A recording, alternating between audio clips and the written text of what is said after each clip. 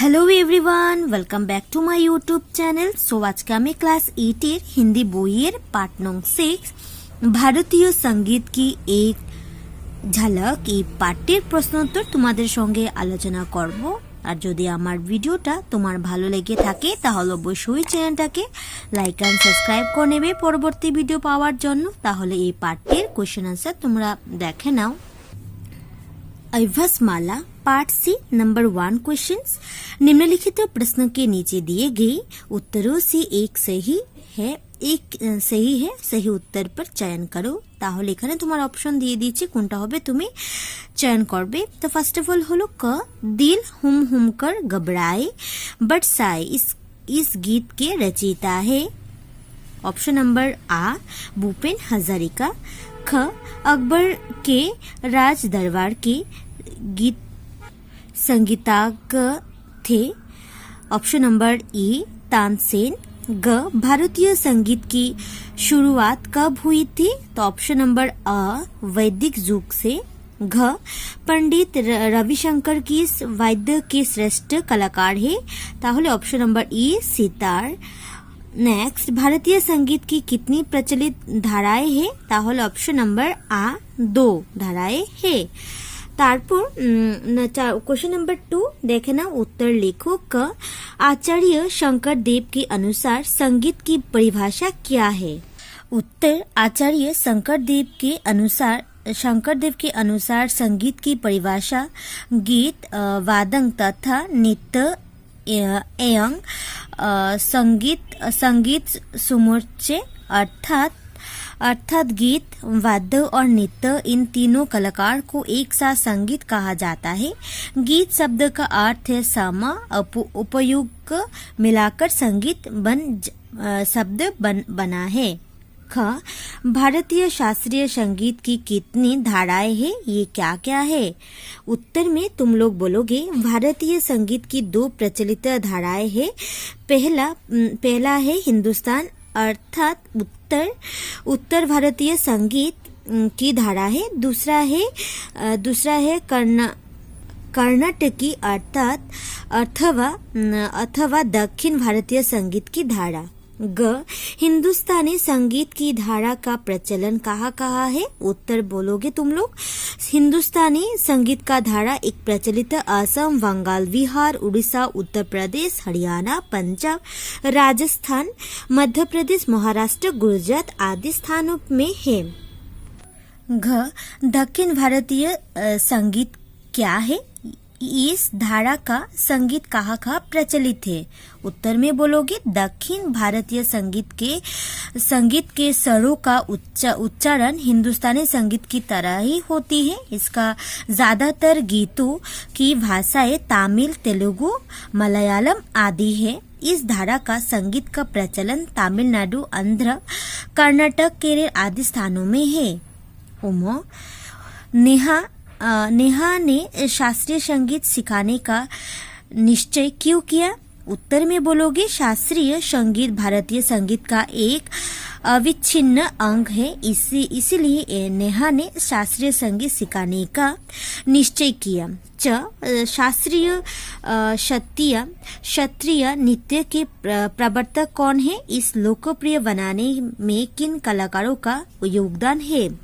उत्तर में बोलोगे शास्त्रीय नृत्य की प्रवर्तक है महापुरुष शंकर देव। इस लोकप्रिय बनाने में नृत्यकार मणिराम, वायान, मुक्तियार, रेखेश्वर, शिकाया, वरवयान और नृत्य चर्चा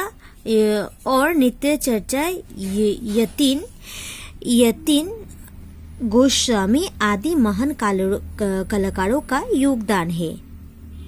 उसके बाद पार्ट के आसपास के क्वेश्चन नंबर 2 देख लो सभी लोग।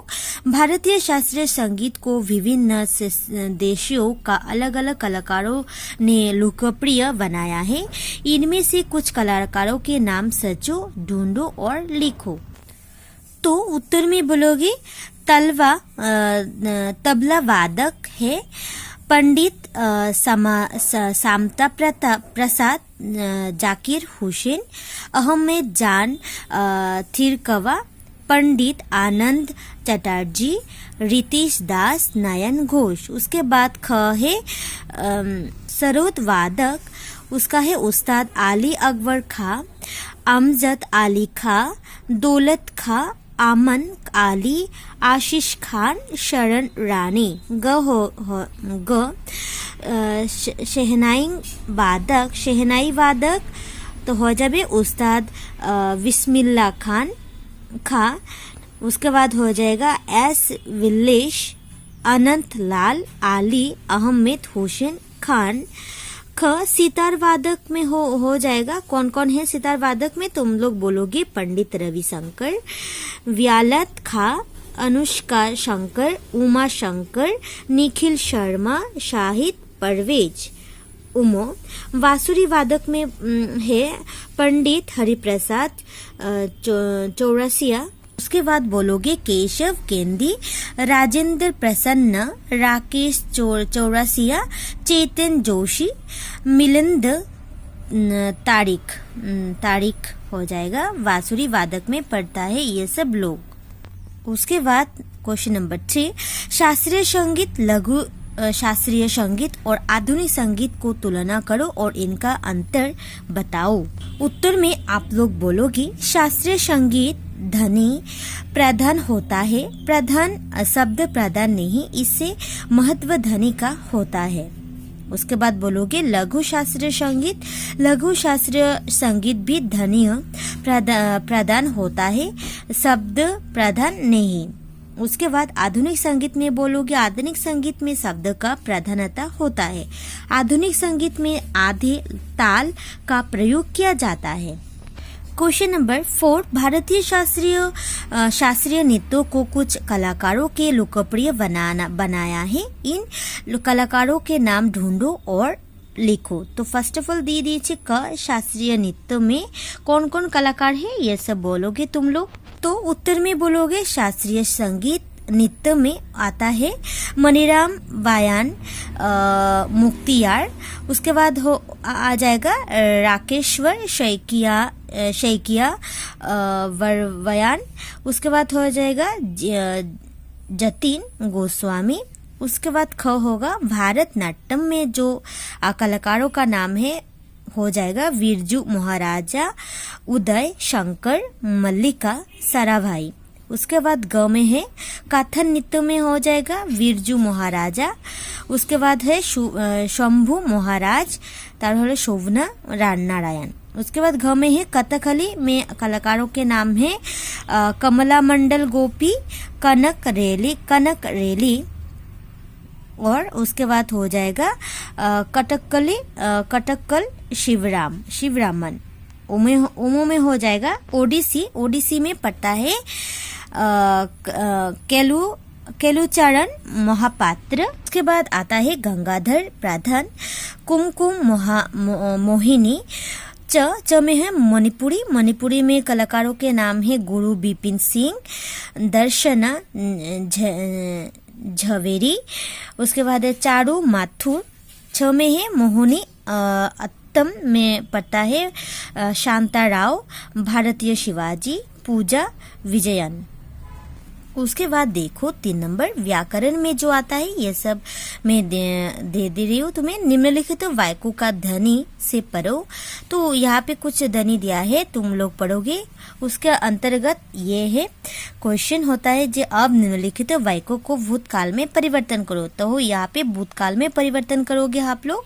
तो कौम में दिया है दोपहर का समय है, तो भूतकाल में बोलोगे दोपहर का समय था।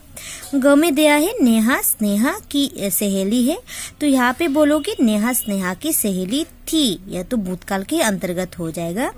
ग है राजू गेंद खेलता है, तो उसमें राजू गेंद खेलता था लिखोगे तुम लोग। घ है रेहना खत लिख रही है, तो उसमें बोलोगे रेहना खत लिख रही होगी होगा भूतकाल।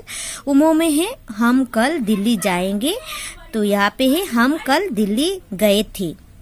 तो यहाँ पे चेंज कर देना है आप लोग। उसके बाद 4th नंबर में देखो निम्नलिखित वाक्यों को शब्द करो। तो यहाँ पे शब्द करना है। क्वेश्चन नंबर क है, ये तुमने बहुत अच्छा सवाल पूछा है। तो आप लोग उत्तर में बोलोगे ये तुमने बहुत अच्छा सवाल पूछा है।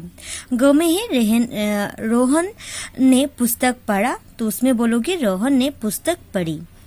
ग में है सीमा ने भात खाई। तो उसमें बोलोगे सीमा ने भात खाया। नेक्स्ट होगा घ, अयन ने रोटी खाया। तो आप लोग बोलोगे रोहन ने रोटी खाई।